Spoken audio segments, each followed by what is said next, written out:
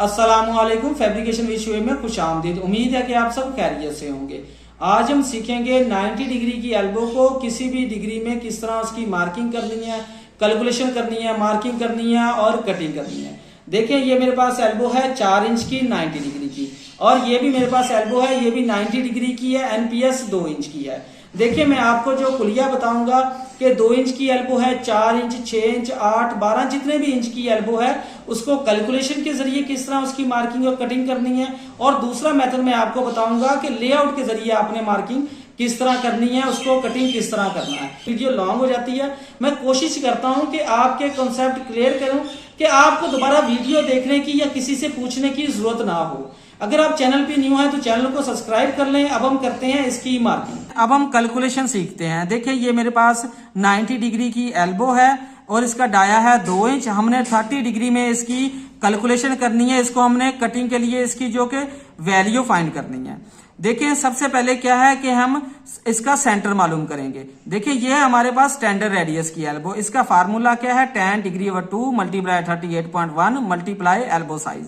अब क्या करेंगे, यहाँ पे हम इसकी कैलकुलेशन 10 90 डिवाइड 2 मल्टीप्लाई 38.1 मल्टीप्लाई, हमारे पास इसका जो डाया है ऐसे हम मल्टीप्लाई करवा देंगे 2 के साथ। ठीक है, हमारे पास एल्बो सेंटर इसका आता है 76 मिलीमीटर। ठीक है, एल्बो सेंटर कितना होगा आपने स्केच को समझना है। ये यहां से एल्बो के फेस से लेकर यहां तक आएगा। इसका कितना आ गया हमारे पास? यहां पे इसका 76 मिलीमीटर। ठीक हो गया। अब हमने क्या करना है, ये हो गया हमारे पास, इसे मैं लिखता हूं R2। अब R1 फाइंड करना है कि यहां से लेकर यहां तक।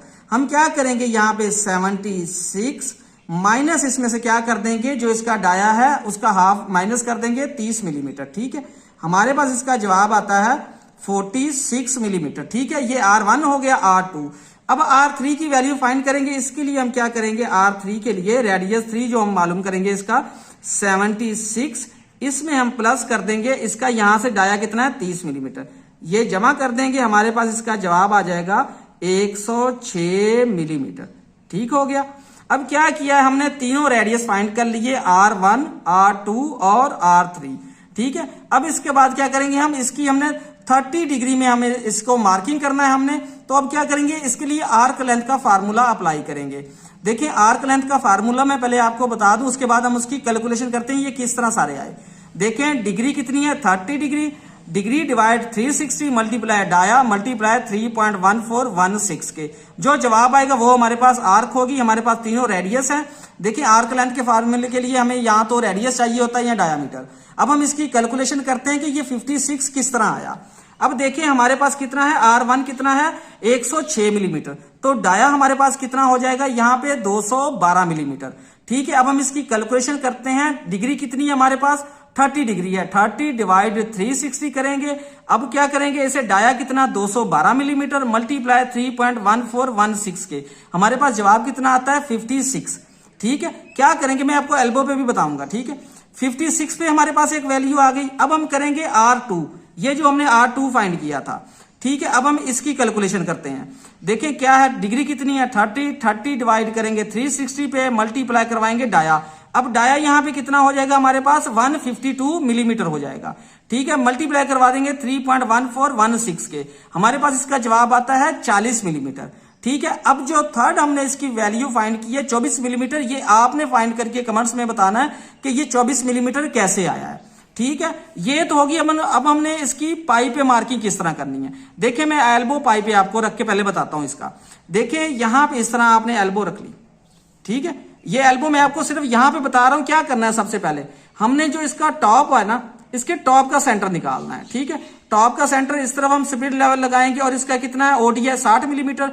30 मिलीमीटर पे यहां पे निशान आ जाएगा, 30 पे यहां पे, और फिर क्या करेंगे कि हेक्सा ब्लेड की मदद से राउंड इस तरह हम इस तरह मार्किंग कर लेंगे इसकी, ये होगी। इसी तरह हम इसका CF लेंगे, हम 4 पॉइंट की हमें इस पे मार्किंग कर देनी है। देखिए, ये वाली जो लाइन आई है ये टॉप पे भी मार्किंग होगी और बॉटम पे भी मार्किंग होगी। ठीक है, अब ये वाली जो आई है ये इस तरह भी मार्किंग होगी।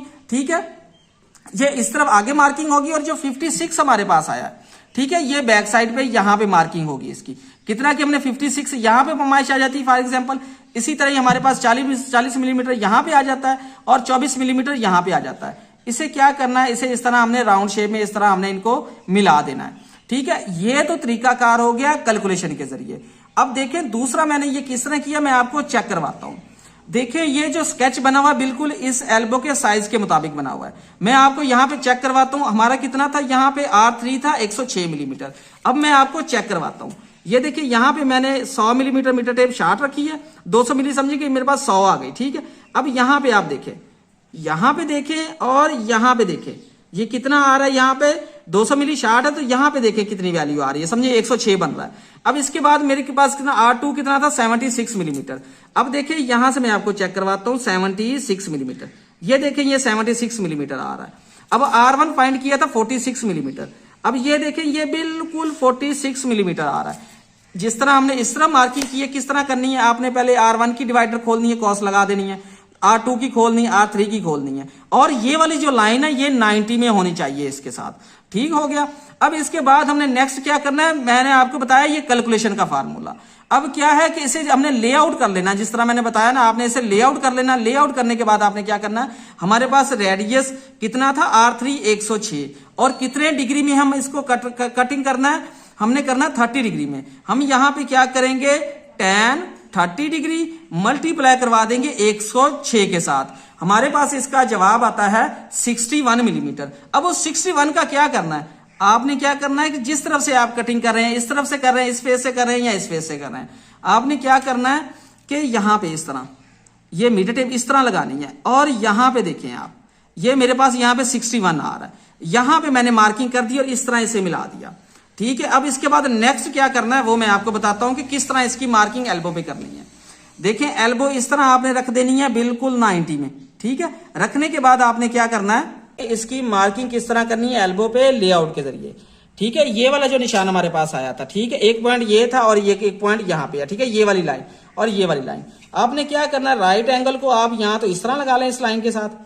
ठीक है, इस तरह लगा लेना, और दूसरा राइट एंगल है उसको भी क्या करना है, आपने लाइन के साथ इस तरह लगा लेना है। ठीक है, यहां पे लगाने के बाद क्या करना है कि यहां पे एक पॉइंट लगा देना, इसके बाद इसी तरह यहाँ आपने पॉइंट एक यहां पे ले लेना है। ठीक है, फिर क्या करना है कि आपने हेक्सा ब्लेड के जरिए ये ऊपर टॉप पे मार्किंग कर लेनी है। ठीक है, जिस तरह हम टॉप पे करेंगे इसी तरह बॉटम पे आप राइट एंगल इस तरह लगा लें, या आप राइट एंगल को इस तरह यहाँ पे लगा लें। लेकिन आपने यहाँ पे लेआउट में आपको पता है कि सारी जो हम मार्किंग करते हैं उसमें राइट एंगल का सारा हम उसको फोकस करते हैं।